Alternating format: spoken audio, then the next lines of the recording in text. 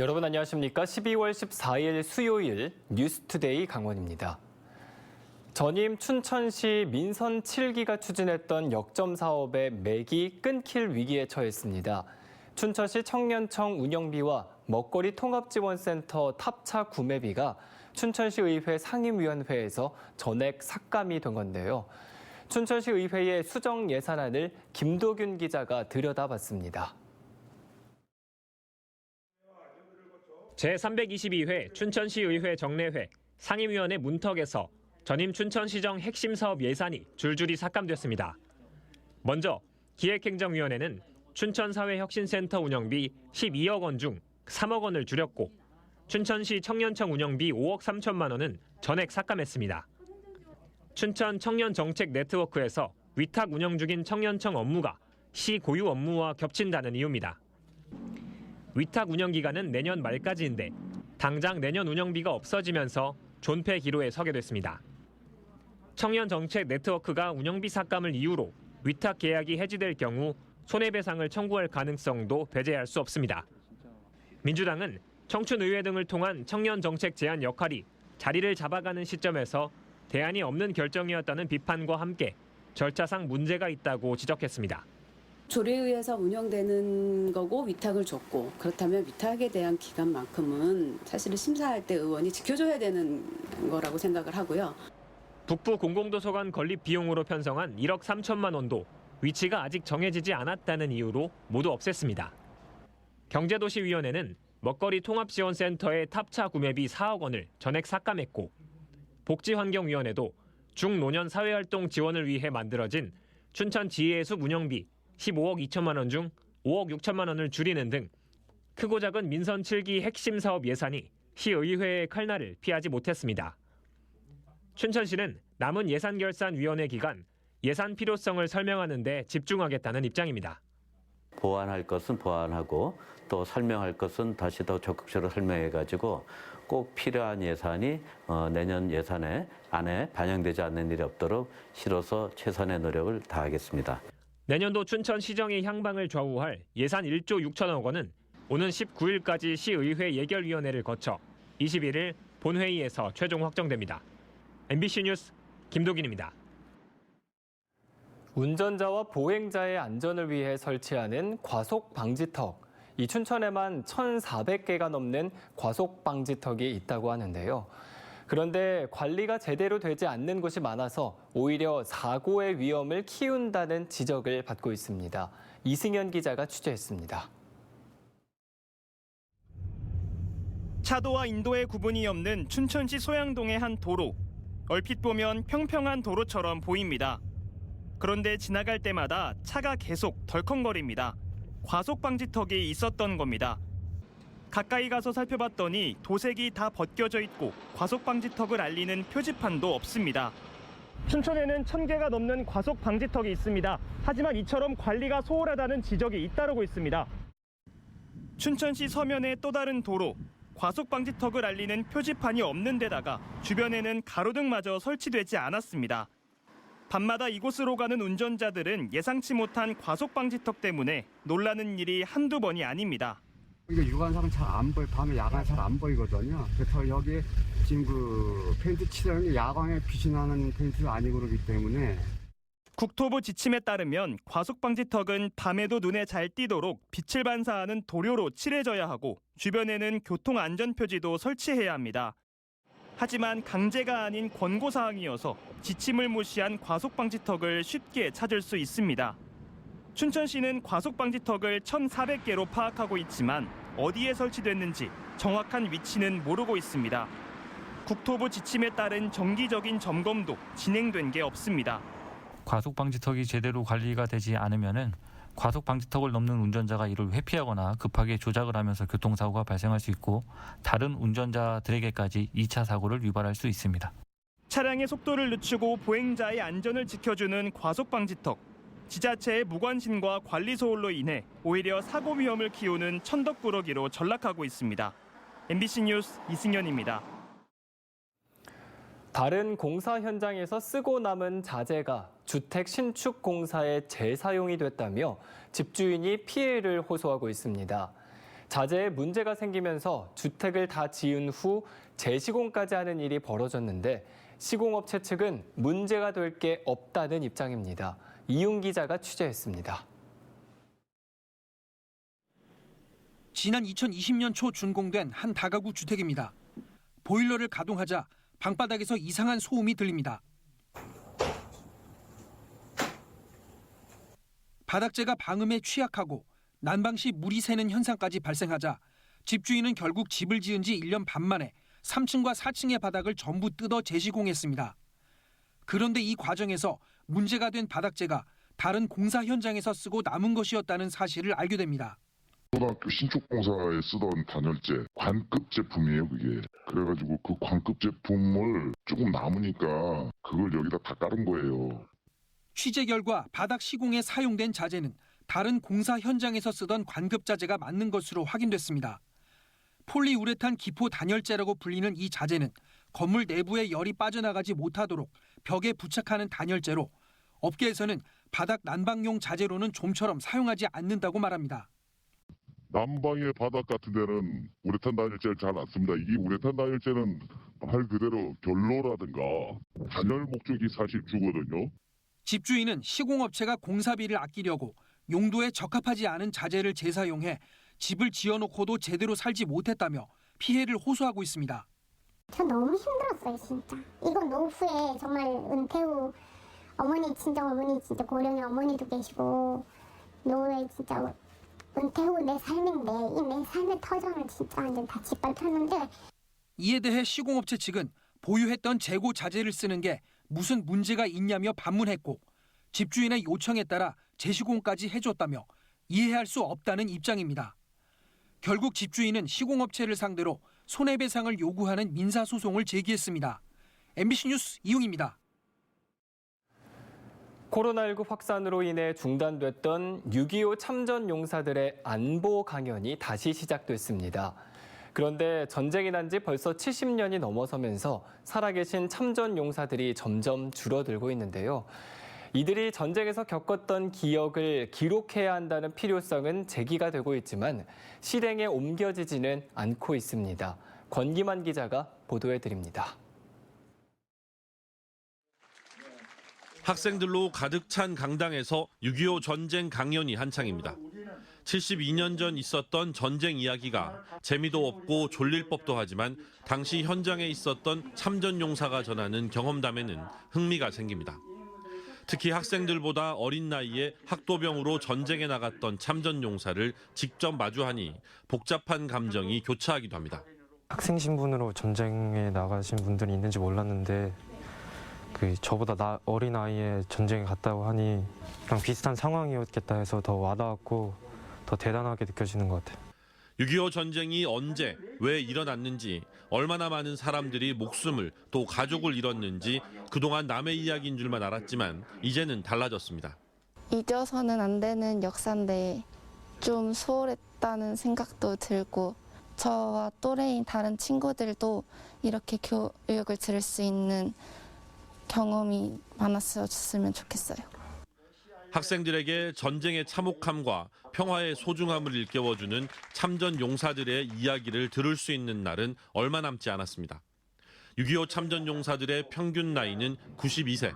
점차 세상을 떠나는 참전 용사들이 늘면서 원주 지역 참전 유공자 회원 수는 2년 전보다 3분의 1, 4년 전에 비하면 절반 수준까지 줄었고 감소폭은 갈수록 더 커질 전망입니다. 더 늦기 전에 참전 용사들의 이야기를 기록으로 남겨야 한다는 목소리는 높아지고 있지만 예산 등의 문제로 사실상 진전이 없습니다. 증언을 문서로 기록하는 참전 수기 제작은 2011년 이후 후속 작업이 없고 참전 유공자들의 인터뷰를 영상으로 기록하는 사업도 진행됐지만 유해 발굴 사업 대상지를 찾기 위한 일회성 사업이었습니다. 자신이 겪은 전쟁 이야기를 건강이 허락할 때까지 후손들에게 더 전하고 싶지만 기회가 부족하다는 것이 참전 용사들의 말입니다. 정부에서 한다든가 지방자치단체에서 한다든가 이 교육청 한다든가 해서 이걸 좀 더 학생들 많고 적고 간에 또 노인들을 좀 찾아가서 그런 것도 좀 이야기도 듣고 이런 시간을 좀 줬으면 좋겠어요. 6.25를 겪은 참전용사들의 경험을 우리의 소중한 역사적 자산으로 남길 수 있는 시간이 점점 줄어들고 있습니다. MBC 뉴스 권기만입니다. 평창에서 열리고 있는 월드서밋 행사에 김진태 도지사가 예고 없이 불참해 논란이 일고 있습니다. 김 지사는 행사 기간 내내 현장에 머물며 노벨 평화상 수상자들과 평화 증진 논의에 참여하고 2024 청소년 겨울올림픽 등과 관련해 비공식 회담도 잡혀 있었지만 국회 일정 등을 이유로 돌연 불참했습니다. 올해로 18회째를 맞은 월드서밋은 세계 주요 도시에서 열리는 국제 행사로 강원도가 적극적으로 나서 유치했습니다. 국가 정상이 참여하기도 하는 국제 행사에 김 지사가 불참한 것을 두고 야당 도의원들은 대회를 유치한 광역단체장이 예의를 지키지 않은 것이라고 비판했습니다. 강원도의회 일부 상임위원회 소속 의원들과 직원들이 올해 회기를 끝내자마자 선진지 견학을 이유로 해외 연수에 나섰습니다. 도의회 기획행정위원회는 복지 분야와 자치분권 연구를 한다며 지난 9일 본회의를 마치고 7박 8일 일정으로 핀란드와 독일에서 연수 중입니다. 또 경제산업위원회도 신재생 에너지와 전통시장 우수 사례 견학을 목적으로 헝가리와 오스트리아 등 해외 4개국 순방에 나섰습니다. 이에 대해 시민단체는 강원도의 부채가 문제된 상황에서 의원들의 해외 연수는 부적절해 보인다며 목적과 활동 등을 꼼꼼하게 따져보겠다고 밝혔습니다. 강원도 새청사 건립 최종 후보지로 춘천시 동래면 고은리와 우두동 옛 농업기술원 부지가 선정됐습니다. 강원도 신청사 건립 부지선정위원회는 제5차 회의를 갖고 5개 도청사 신축 후보지를 2곳으로 압축했다고 밝혔습니다. 강원도는 탈락 지역 주민들의 반발을 우려해 압축 후보지를 발표하지 않을 계획이었지만 후보지 선정 과정의 투명성 확보를 위해 공개를 결정했습니다. 또 당초 오는 20일 최종 평가 이후 선정 결과를 발표할 계획이었지만 결과 발표일을 확정짓지는 않았다고 밝혔습니다.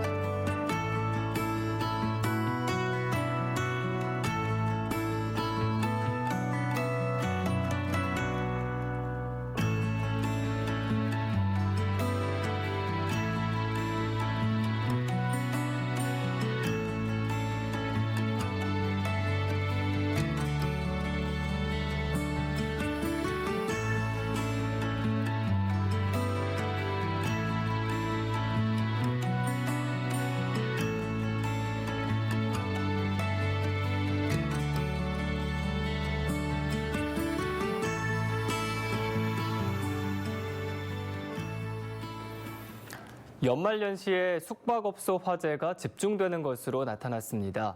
강원도 소방본부에 따르면 최근 3년 동안 도내 모텔과 펜션 등 숙박업소에서 발생한 화재는 모두 100건이었으며 특히 전체 사고의 21%인 21건이 12월과 1월에 집중적으로 발생했습니다.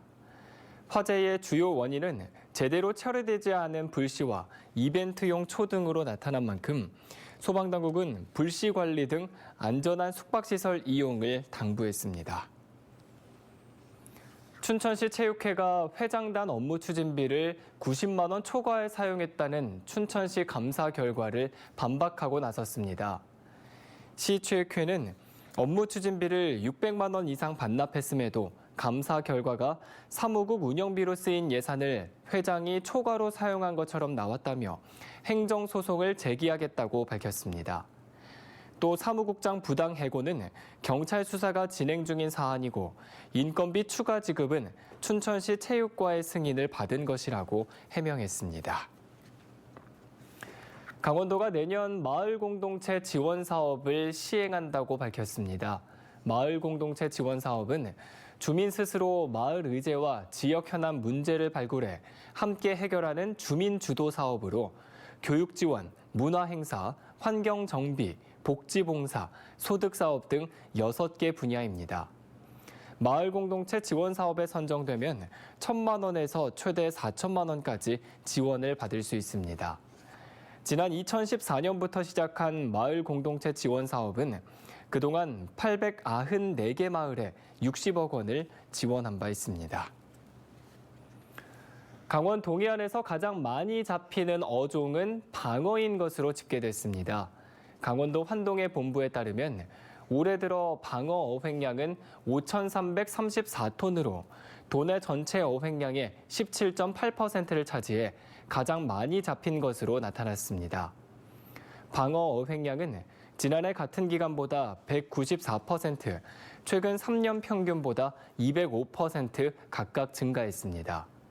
반면 동해안 대표 어종인 오징어는 지난해보다 51% 줄어든 2,918톤, 붉은 대게는 3,317톤을 잡는 데 그쳤습니다. 내년 직업계 고등학교 신입생 최종 충원율이 5년 만에 80%를 넘을 것으로 예상되고 있습니다. 강원도 교육청에 따르면 도내 31개 직업계 고등학교가 내년 일반 모집과 특별 모집을 마감한 결과 충원율이 79.1%로 지난해보다 5%포인트 올랐습니다. 도교육청은 소양고가 미달학과 없이 충원율 135%를 달성하는 등 직업계고 학과 개편이 충원율 상승으로 이어진 것으로 보인다며 오는 19일부터 진행되는 추가 모집까지 마무리되면 최종 충원율이 80%를 넘을 것으로 예상된다고 밝혔습니다.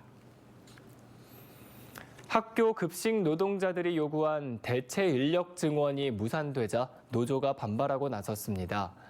강원도 교육청은 급식 종사자들의 대체 인력을 22명에서 18명을 더 늘리겠다고 밝혔지만 더 이상 정원을 늘릴 수 없다는 이유로 인력관리심의위원회에서 부결시켰습니다. 이에 대해 학교 비정규직 노조 강원지부는 도교육청이 급식 노동자의 노동 강도와 폐암 문제를 외면했다며 내년 새학기 총파업을 비롯한 모든 수단을 동원해 투쟁하겠다고 밝혔습니다. 지하수를 이용했던 춘천 남산면 산수리와 남면 한덕리에 수돗물이 공급됩니다. 춘천시는 홍천군 서면 개야리와 모곡리 상수도 공급 사업과 연계해 춘천시 경유구 아닌 남산면 산수리와 남면 한덕리에 2024년까지 상수도를 공급하기로 했습니다. 이와 별개로 춘천시 동산면 원창 1, 2에서 발생하는 생활 하수 처리를 위해 농촌 마을 하수도 정비 사업이 2026년 준공을 목표로 추진되고 있습니다.